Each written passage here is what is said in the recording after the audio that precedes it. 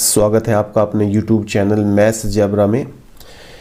Video की इस series में आज हम जो है उत्तराखंड बोर्ड में आए हुए 2020 में जो मैथमेटिक्स का पेपर आया है उसका सॉल्यूशन देखेंगे। इससे पहले हम इस पेपर के लिए 2 वीडियो जारी कर चुके हैं। उन वीडियो में आप क्वेश्चन नंबर 26 तक का सॉल्यूशन देख चुके थे।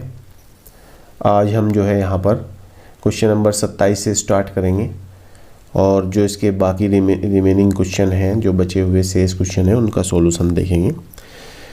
आप लोगों का एग्ज़ाम करीब है, 28 मार्च से आपकी जो है एग्ज़ाम होना है। आप लोगों की डेट आ चुकी है, तो आप अपने प्रैक्टिस को बेहतर बनाने के लिए मैं आपसे यही कहूँगा कि आप लगातार जो पिछले सालों के पेपर हैं उनको लगातार सॉल्व कीजिए। जितनी ज़्यादा आप सॉल्व करेंगे, प्रैक्टिस करेंगे पेपर्स की, उतने बेहतर मार्क्स आपको एग्ज़ाम में प्राप्त होंगे। सबसे बेहतर तरीका यही होता है कि प्रैक्टिस सेट उठाइए और आप उनको सॉल्व करते रहिए।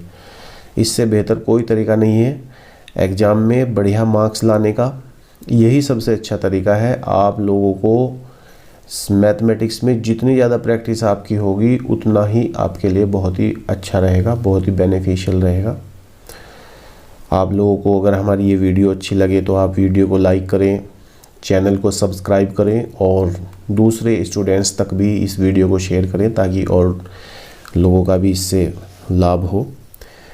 देखिए, अब आप लोग क्वेश्चन नंबर 27 में जो दिया गया है, सिद्ध कीजिए कि किसी बाह्य बिंदु से किसी वृत्त पर खींची गई स्पर्श रेखाओं के बीच का कोण स्पर्श बिंदुओं को मिलाने वाले रेखाखंड द्वारा केंद्र पर अंतरित कोण का संपूरक होता है। कहने का मतलब ये है कि एक बाह्य बिंदु यहाँ पर है हमारे पास, ये ए, इससे एक स्पर्श रेखा ये खींची हमने ए पी और दूसरी स्पर्श रेखा खींच दी हमने ए क्यू। ये हमारे पास एक सर्कल है जिसका सेंटर ओ है। तो इसने ये कहा गया स्पर्श रेखाओं के बीच का कोण, देखो स्पर्श रेखाओं के बीच का कोण ये है यहाँ पर, और फिर कहा है इसने स्पर्श रेखाओं के बीच का कोण स्पर्श बिंदुओं को मिलाने वाले रेखाखंड द्वारा। अब ये जो रेखाखंड है यहाँ पर, ये स्पर्श बिंदुओं को ऐसे, यहाँ से ये रेखाखंड अगर हम यहाँ से ऐसे मिलाएंगे इसको ऐसे, तो ये जो रेखाखंड है, ये जो कोण बना रहा है यहाँ पर, ये कोण और ये वाला कोण, ये क्या होते हैं, ये संपूरक होते हैं। ये सिद्ध करना है हमको। देखो, आप लोगों को ये जानकारी होगी कि संपूरक कोण जो होता है, ऐसे संपूरक कोण की परिभाषा क्या होती है।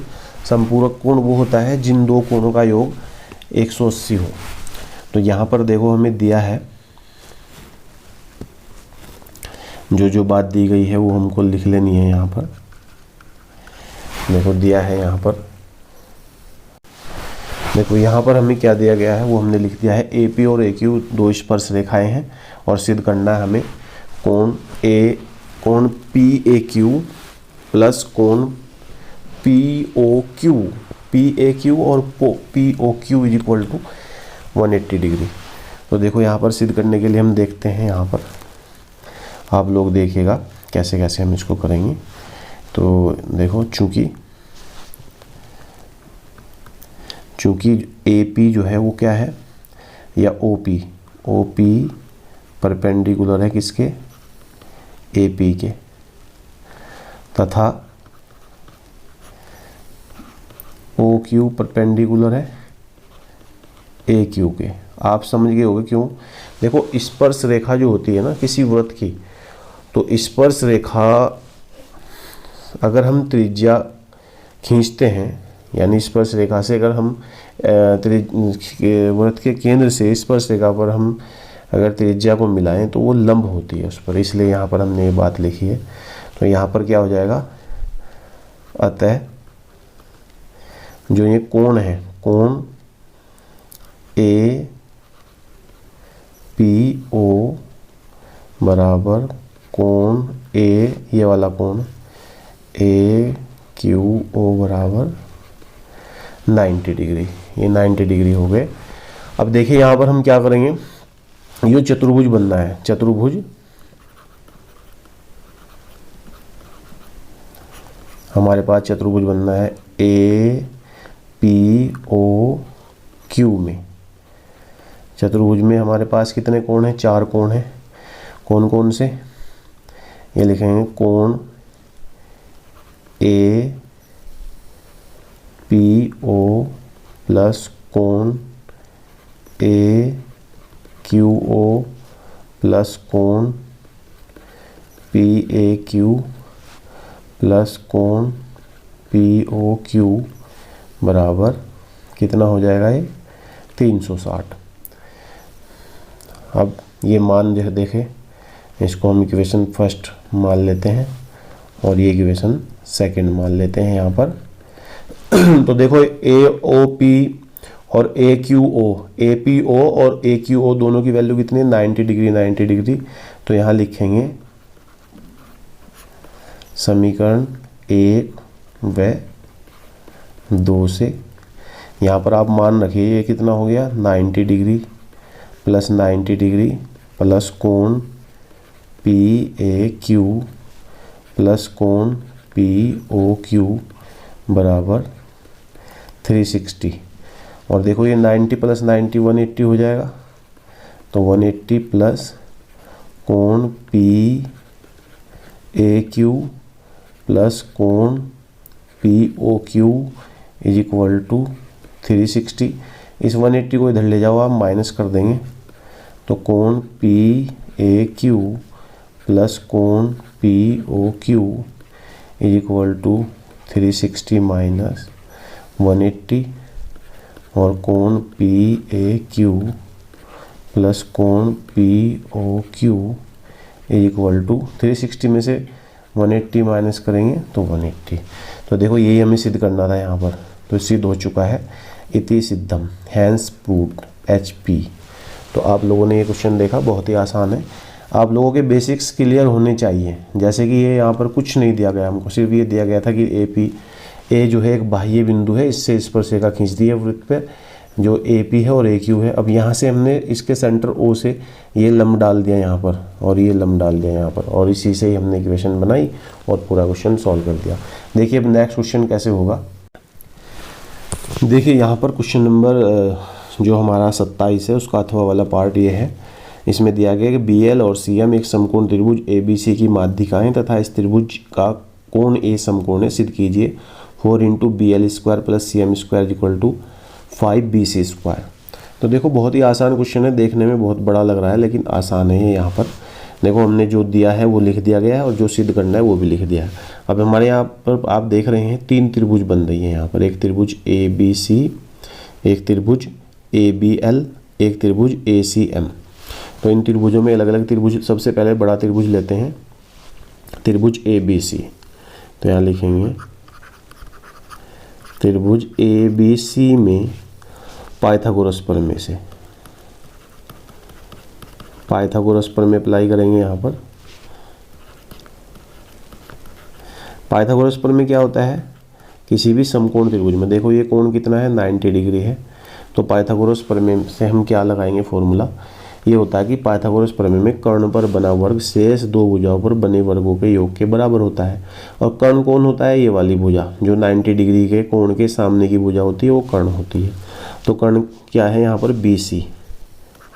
तो BC का स्क्वायर बराबर AC का स्क्वायर प्लस AB का स्क्वायर। इसको इक्वेशन फर्स्ट कह लो। फिर उसके बाद इसी तरह त्रिभुज ABL में पाइथागोरस प्रमेय से फिर दोबारा से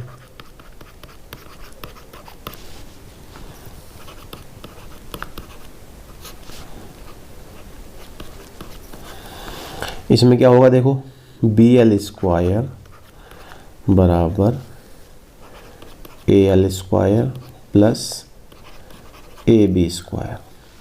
अब देखो BL स्क्वायर, AL जो है वो क्या है? AL चूँकि देखो BL क्या है? माध्यिका है। तो AL क्या है? AL जो होता है ये आधा होता है AC का, ठीक है। यहाँ पर लिखेंगे AC बाई 2 का स्क्वायर प्लस AB स्क्वायर। क्यों? क्योंकि चूँकि लिख देंगे यहाँ पर, चूँकि AL बराबर CL बराबर AC बाई 2। यहाँ पर हमने जो बात लिखी है वो इसको यहाँ पर ऐसे ब्रैकेट में कर देंगे। उसके बाद देखो BC square is equal to AC square by 4 plus AB square. एल्शियम लेंगे तो 4BC square is equal to AC square plus 4AB square. एल्शियम का मतलब ये 4 से गुणा कर दी पूरे इक्वेशन को, तो 4AB स्क्वायर। अब ये जो है हमारे पास क्या आ गया, सॉरी ये मैंने BC लिख दिया यहाँ पर, ये BL है। क्या है ये BL, तो 4BL स्क्वायर इक्वल टू, ये इक्वेशन 2 आ गया। उसी प्रकार से हम दूसरा समीकरण लेंगे। दूसरा त्रिभुज कौन सा बता हमारे पास, ACM। तो यहाँ पर लिखेंगे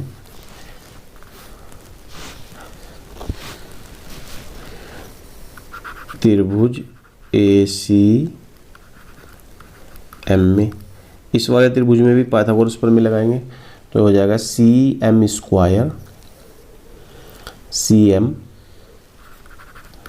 square is equal to AC square plus AM square. देखो CM square is equal to क्या आएगा, AC स्क्वायर प्लस AM जो है वो क्या है, वो AB का आधा है, तो AB बाई 2 का स्क्वायर। इसके बाद देखो यहाँ पर देखो आप, यहाँ पर हम लिखें CM square is equal to, इसमें भी AC square plus AB square by 4 से मल्टीप्लाई करेंगे तो 4CM square equal to 4AC square plus AB square. ये इक्वेशन 3 आ गई हमारे पास। अब हम क्या करेंगे, इक्वेशन 2 और 3 को जोड़ने पर यहाँ लिखेंगे समीकरण 2 व 3 को जोड़ने पर। तो देखो जब जोड़ेंगे तो क्या आएगा, देखो ये 4BL square plus 4CM square is equal to, ये देखो इसको जोड़ते हैं, ये AC स्क्वायर है, ये कितना है 4AC, तो 4AC इतना हो जाएगा 5, और ये AB स्क्वायर, ये 4AB स्क्वायर है, तो यहाँ पर 5AC square plus AB square. यहाँ पर आप देख सकते हैं, मैं यहाँ बता रहा हूँ आपको फिर, तो आप देखो यहाँ से 4 कॉमन ले लीजिए, 4BL square plus CM square और इज इक्वल टू, देखो ये AC square plus AB square equation number 1 से, AB square plus AC square किसके इक्वल था, BC स्क्वायर की, तो यहाँ पर 5BC स्क्वायर और सामने पे लिख देंगे समीकरण 1 से। तो समीकरण 1 से आपने यहाँ पर इस तरह से इसको प्रूव कर दिया है। उम्मीद है कि आपको क्वेश्चन समझ में आया होगा। आप अगर इसको 1-2 बार करेंगे, प्रैक्टिस करेंगे इसकी, तो ये आसानी से सॉल्व हो जाएगा। देखिए अब क्वेश्चन नेक्स्ट देखते हैं।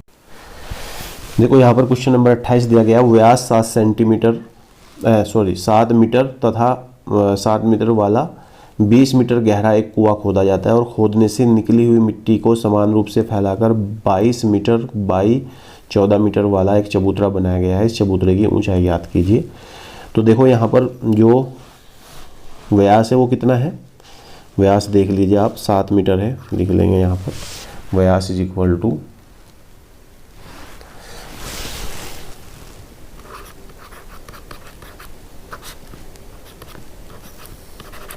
7 मीटर, तो इसकी त्रिज्या 7/2 मीटर और गहराई कितनी है कुएं की 20 मीटर। तो माना चबूतरे की जो ऊंचाई है वो क्या है, h है।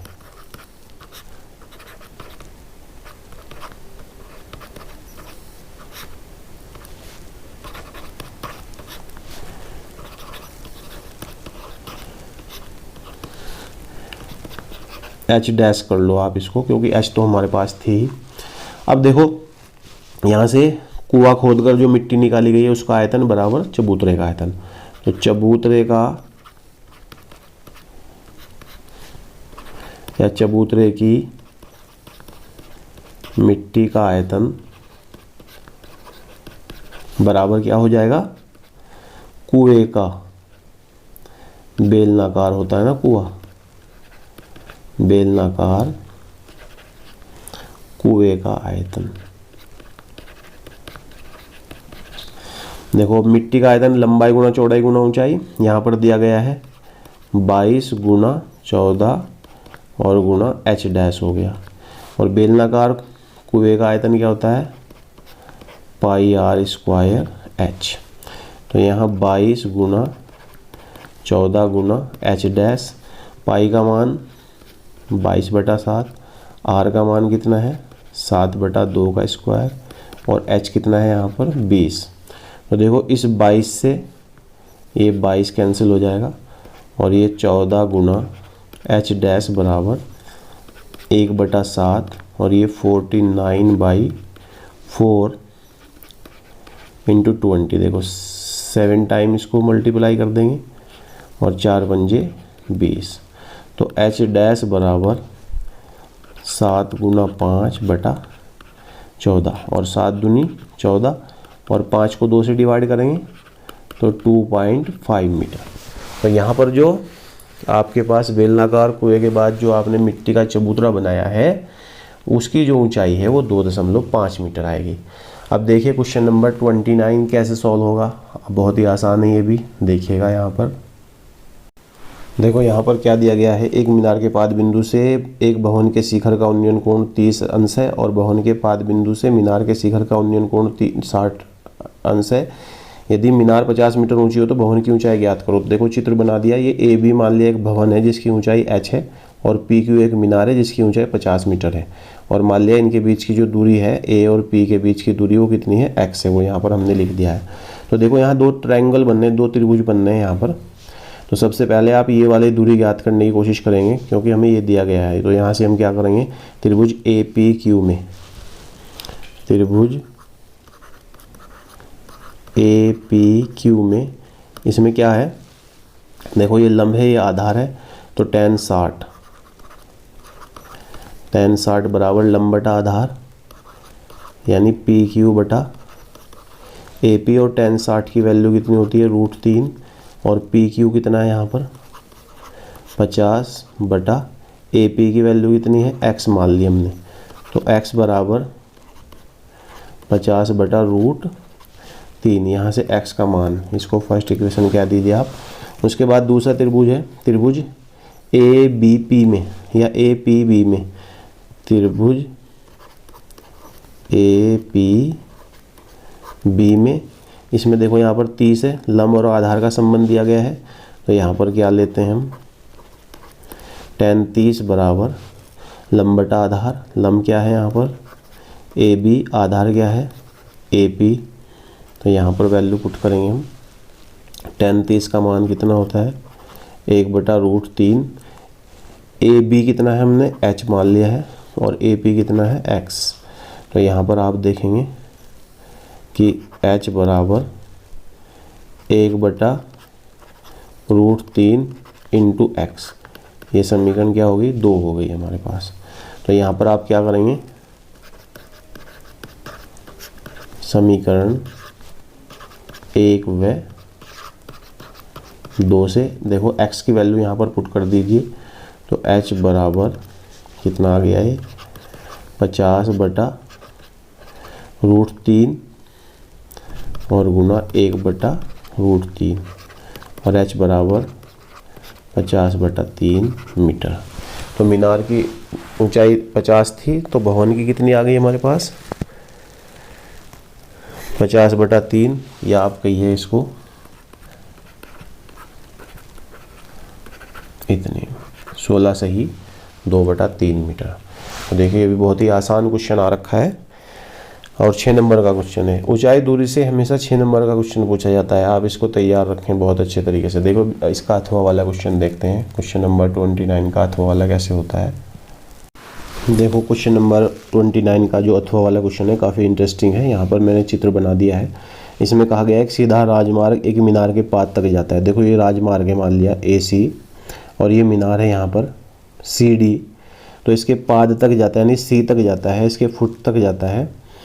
तो यहाँ पर क्या कह रहा है ये, मीनार के शिखर पर खड़ा एक आदमी एक कार को 30 अंश के अवनमन कोण पर देखता है। मान लिया यहाँ पर खड़ा हुआ है कोई और कार को यहाँ देखता है 30 अंश के अवनमन कोण पर। ये कोण 30 अंश है, अवनमन कोण। हम जानते हैं अवनमन कोण उन्नयन कोण के बराबर होता है, तो 30 ये है तो ये भी उन्नयन कोण कितना हो जाएगा, 30 हो जाएगा। उसके बाद एक समान चाल से जाता है, जो कोण पर देखता है जो कि एक मीनार के पाद की ओर एक समान चाल से जाता है। 8 सेकंड बाद कार का अवनमन कोण 60 हो गया। इस बिंदु से मीनार के पाद तक पहुंचने में कार द्वारा लिया गया समय। तो देखो 8 सेकंड बाद, 8 सेकंड में कितनी दूरी तय करता है मीनार। पहले तो यहाँ पर आप लिख लीजिए, माना मीनार की ऊंचाई, माना मीनार की ऊंचाई बराबर h मीटर। मान लिया मीनार की ऊंचाई कितनी है, h मीटर है। और 8 सेकंड बाद, 8 सेकंड में तय की गई दूरी कितनी है, की गई दूरी बराबर ये मान लिया AB है। तो यहाँ पर देखो 2 ट्रायंगल बन गए हैं। अब आप देखिएगा किस तरह से हम इसको सॉल्व करेंगे। समकोण त्रिभुज आप यहाँ पर लीजिए ACD में,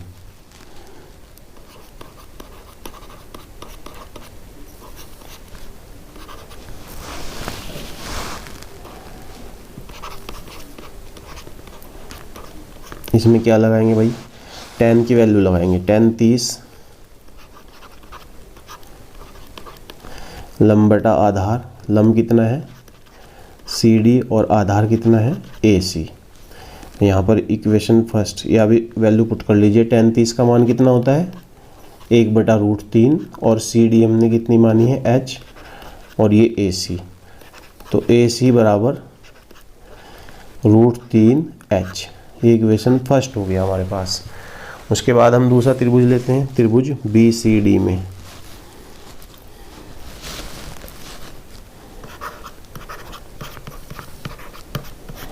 इसमें क्या लेंगे हम, tan 60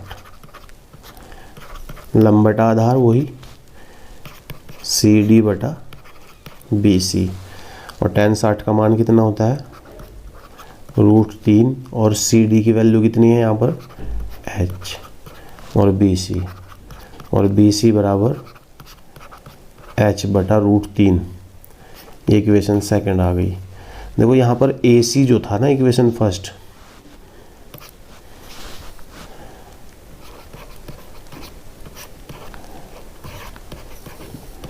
समीकरण 1 से AC बराबर क्या है AB प्लस BC, और ये बराबर किसके आ गया √3H के। तो देखो या यूँ करके लिख लीजिए, या AB plus BC is equal to √3H। इसको इक्वेशन थर्ड मान लीजिए आप। देखो अब यहाँ से BC की वैल्यू पुट कर दीजिए समीकरण 2 व 3 से। यहाँ क्या आ जाएगा AB प्लस H बटा √3 बराबर √3H। तो यहाँ पर आप देखेंगे AB जो है वो क्या है, देखो यहाँ पर मुझसे थोड़ी मिस्टेक हो गई थी। आप क्या करें, यहाँ से H को एलिमिनेट कर दें। H को एलिमिनेट करने का तरीका क्या है, यहाँ से आप H की वैल्यू निकाल लेंगे तो √3BC निकालेंगे। तो यहाँ पर क्या आ जाएगा AB प्लस BC बराबर √3BC H की वैल्यू और इनटू में √3, क्योंकि यहाँ पर क्या आएगा BC √3 H की वैल्यू। देखो यहाँ से BC √3, तो यहाँ पर समीकरण 2 से आप मेंशन कर देंगे ये जो वैल्यू आई है कहाँ से आई है, समीकरण 2 से। तो यहाँ अब देखिएगा आप AB प्लस BC बराबर, देखो √3 की √3 में मल्टीप्लाई करेंगे तो 3BC और AB बराबर 3BC माइनस BC और ए बी बराबर क्या आ गया 2BC, और BC बराबर क्या आ जाएगा यहाँ पर अगर हम देखेंगे BC बराबर 1/2 AB। तो देखो अब आगे देखो कैसे होगा ये क्वेश्चन।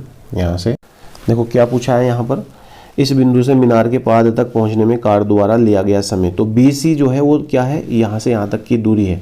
तो BC बराबर BC तय करने में लिया गया समय बराबर BC तय करने में लगा समय बराबर 1/2 AB का समय कितना था भाई 8 मिनट 8 सेकेंड। तो ये कितना आ गया 8/2 यानी कि 4 सेकेंड। तो कितने सेकेंड में पहुंच जाएगी यहाँ तक ये 4 सेकेंड में। तो बहुत ही आसान क्वेश्चन था लेकिन टेक्निकल था, अगर आप ध्यान से करेंगे तो हो जाएगा। नेक्स्ट देखते हैं। देखो यहाँ पर ये दिया गया है क्वेश्चन नंबर 30 है, संचयी बारंबारता निम्न बारंबारता बंटन के लिए माध्यिका ज्ञात कीजिए। तो देखो मैं इसी टेबल को ले रहा हूँ यहाँ से। इस टेबल को जब हम माध्यिका ज्ञात करते हैं और इस तरह के क्वेश्चन होते हैं तो माध्यिका ज्ञात करने के लिए हम एक कॉलम और बना लेते हैं यहाँ पर, और यहाँ लिखते हैं संचयी बारंबारता। बारंबारता को मैं शॉर्टकट में बा लिख रहा हूँ ऐसे। तो संचयी बारंबारता कैसी होती है, ये 4 लिख दीजिए यहाँ पर। 4 और 7 कितने हो जाएंगे 11, 11 और 18 कितने हो जाएंगे 29 और ये हो जाएंगे 40 और ये फिर 46 और ये 51। तो इस तरह से हमारे पास संचयी बारंबारता आ गई। तो देखो यहाँ पर n जो है वो कितना है, n = है हमारे पास 51। तो n/2 देखते हैं हम यहाँ पर कितना है, अतः n/2 यानी 51/2, तो ये आ गया 25.5। देखो ये 25.5 जो है किस में आता है, संचयी बारंबारता इसके अंतर्गत आता है। इसके अंतर्गत आता है 29 के अंतर्गत आता है। तो यहाँ पर जो है हमारे पास ये है हमारे पास। तो इसकी जो निम्न सीमा है और इसका बारंबारता वर्ग क्या है, वो क्या है, ये है, ये हमारे पास आ गया हमारे पास ये चीज। तो देखो यहाँ लिखेंगे 20.5 वर्ग अंतराल कौन सा 145 टू 150 के अंतर्गत आता है।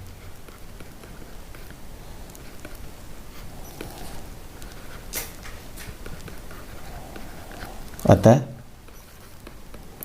यहाँ पर देखो वैल्यू जो होगी वो ठीक इससे पहले क्या होती है, देखो हमारे पास CF कौन से वाली होगी, CF यहाँ पर 11, इससे ठीक पहली ये है CF कॉम्युलेटिव फ्रीक्वेंसी, और जस्ट जो F है वो F इसके ठीक सामने की है, ये वाली, ये क्या है यहाँ पर F, इसको हम F कहते हैं, आपने पढ़ा होगा पहले। तो यहाँ पर अतः CF = कितनी हो गई 11 और F = 18 और L = वर्ग अंतराल की निम्न सीमा कितनी हो गई 145। तो फॉर्मूला माध्यक बराबर क्या हो जाएगा जी हमारे पास, अतः माध्यक बराबर क्या होता है L + n/2 - CF और बटा F और गुना इसमें क्या कर देंगे हम H की गुणा कर देंगे। यहाँ पर H वर्ग अंतराल की सीमा है तो L की वैल्यू लगाइए यहाँ पर। देखो ME = L की वैल्यू है हमारे पास 145 प्लस n/2 हमारे पास कितना आया 25.5 माइनस CF कितना है 11 है और F कितना है 18 और H कितना है यहाँ पर 5। तो ये आ गया 145 प्लस इसमें से 11 कम करेंगे तो कितना आ जाएगा ये 14.5 और गुना 5/18। देखो इनको कैलकुलेट करते हैं। और कैलकुलेट करने पर ये 145 प्लस यहाँ पर आएगा 72.5 बटा 18। इसको 72.5 को 18 से डिवाइड करेंगे और इसमें ऐड करेंगे तो ये आ जाएगा 149.03 आंसर। तो देखो ये पेपर हमने इस प्रकार से देखा बच्चों। अगर आप लोग अपनी प्रैक्टिस को इस तरह से करते रहेंगे तो आपके एग्ज़ाम में बहुत अच्छे मार्क्स आने वाले हैं। और आपने ये वीडियो देखा इसके लिए आपका बहुत बहुत धन्यवाद। और मैं आपसे ये कहूँगा कि वीडियो को हमारी जो है लाइक करें और चैनल को सब्सक्राइब करें तथा वीडियो को दूसरे स्टूडेंट्स तक भी शेयर करें। अगर आप लोगों को इन ये जो क्वेश्चन मैंने सॉल्व किए हैं इनमें कोई प्रॉब्लम या कोई समस्या लगे तो आप मुझे कमेंट बॉक्स में बताएं, मैं आपको दोबारा से इसको समझा दूँगा, एक्सप्लेन कर दूँगा। मैं ये समझते हुए ये पेपर हल किया है कि आप लोगों ने कोर्स पूरा पढ़ लिया है और आप लोगों को सभी फॉर्मूले आते हैं। इस तरह से हमारा ये क्वेश्चन 30 नंबर का जो पेपर था ये हमारा क्वेश्चन पेपर वो पूरा हल हो चुका है। आई होप कि आपको ये समझ में आया होगा। मैं आप लोगों के आगामी एग्ज़ाम के लिए आपको शुभकामनाएं देता हूं। आप अपनी तैयारी को लगातार बनाए रखें। धन्यवाद वंस अगेन एक बार आप लोगों का।